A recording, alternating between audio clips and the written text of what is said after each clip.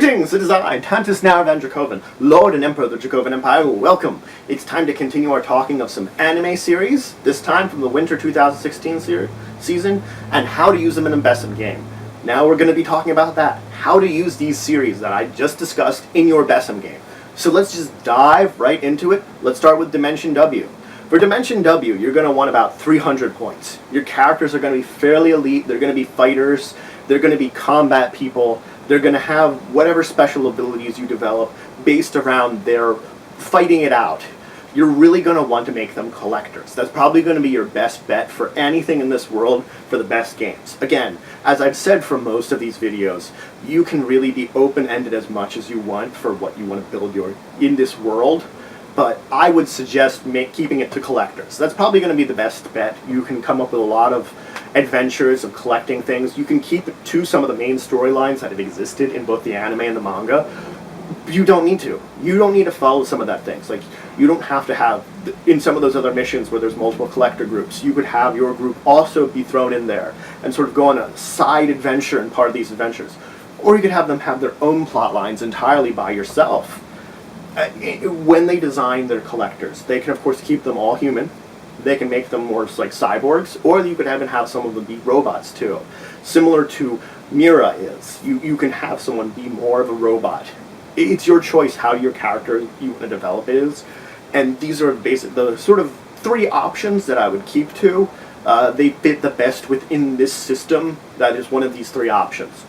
So let's just dive right into the next one, into Gate. Let's talk about Gate. For Gate, I'm going to have to say either between 200 and 350 points. And you're going to keep this the same for both types of characters you can play. You just keep all the character points the same. You're going to assume that one side, you could have someone play someone from the fantasy world. On the other side, you could have someone play someone from the JSDF.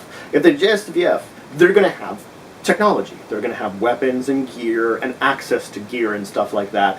That's going to offset the fantasy person's probable magic abilities or special combat abilities or things like special powers that they might have. So, of course, if you're going to be from the fantasy side, there's a whole list of races that they go on in the series. You could have another race that you think would fit in there. You know, they have, of course, beast people, dwarves, elves, humans, some other ones that they mention in the series. You could be one of those. You could one that you think would fit along the lines of it. And for, of course, the JSDF, you could be any kind of specialization there. You could have any kind of training you want that you think would be military training.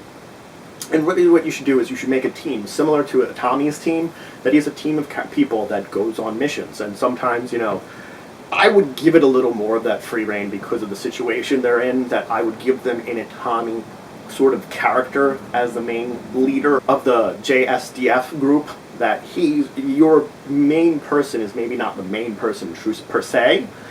You don't want to maybe have this focus on a main character, but someone that can be the leader of the group and would be more the charismatic, bringing everybody together sort of character. I would recommend you have at least one player try to be that, the sort of bring everybody together character, a leader. And you can have them your players elect a leader amongst themselves, but again, I'm just recommending it because that makes it easier to sort of throw this group together and explain why it exists, so that you can have the JSDF characters and the fantasy characters together, and then just send them on various missions. You can have their missions parallel the anime series as much as you want. There's like entire military things that were occurring during the series that we focused on, like Atami and stuff, and some of the other characters that they could have been part of and done things in. Or they could have missions of their own, little adventures of their own, things that are going on that the JSDF wants to get involved in, and that your characters would be sent there. And perhaps that's why the fantasy characters are with them as guides or assistants to help them in this world. And you can have this adventure as military as you want, or as fantasy as you want. You know, you could basically make it that there's a reason to go into a dungeon crawl for the military people, and really the fantasy people are more suited for the dungeon crawl, but the military people are there to help out. Or you could have it more of like, you know, a military operation, the fantasy people are helping out. You could do either or, and it would make a fine game. You could actually split between them very easily, that you could have both of these going on at the same time, you know, switching back and forth between them, so that you focus more on this like military fantasy game, because that's what it's going to be. It's going to be a military fantasy game, as best describes it. And so the last one I do want to go on about is Myriad Colors of the Phantom World. So let's talk about that one. This one, you're going to have your characters be, of course, Phantom Hunters. It's the easiest way to interact with this world. It's probably going to be the most entertaining way to interact with this world. And of course, they're going to be members of Phantom Hunting Club and dealing with phantoms. Now, I'm going to give them 350 points. They're going to be decently powerful because most of the people with powers in these clubs do seem to have a level of power. Because though it seems like these schools focus on people with abilities, the people that join the clubs are the more powerful ones that can actually deal with these phantoms. So it's sort of like the elite of power users are the ones in the Phantom Hunting Club. So that's why, again, 350 points.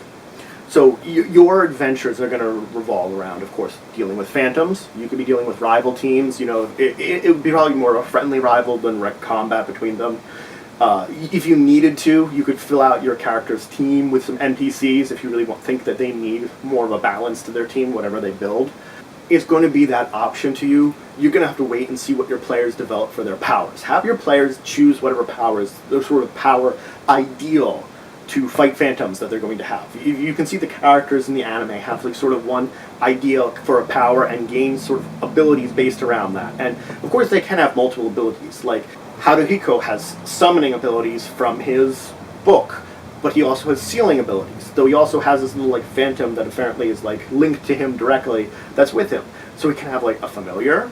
He's got summoning abilities, which you can develop however you want, and of course he's got sealing abilities. Along these lines, you could of course develop things similarly like of defensive abilities if you could summon something defensive with his notebook, whatever he draws. It's going to be up to you how you develop their powers along a certain line. They choose a line of abilities and develop combat styles, special attacks, and kind of attributes based around that style. And once your team is sort of fleshed out, that's when you decide if you really need an NPC to balance it out. Like if you don't have anybody that's really good at sealing, go ahead and add someone in. Because the fact is, they have been chosen to be a team for a reason, so don't necessarily discourage your players from discussing what they're choosing. Just have them give a general idea of what they're doing to each other, what kind of characters they're building between each other, and then however they develop them after that is up to them. I think that would make it for more interesting in this one too, because sometimes you do want to have this heavy discussion to sort of balance out a team. Other times you want to leave it a little open just to give that little sort of clashing dynamic of the characters, which I think would fit a little better in this series, for example. So those are the 3 series I wanted to talk about from Winter 2016. They're all series I liked a lot. They were some of my top ones to watch. If you have any questions, comments, anything you want to say, anything you think I left out, please leave in the comments below. Please like this video. It's a great way of showing support for the channel. Please subscribe if you already haven't. We're always looking for more members, more citizens of the Empire.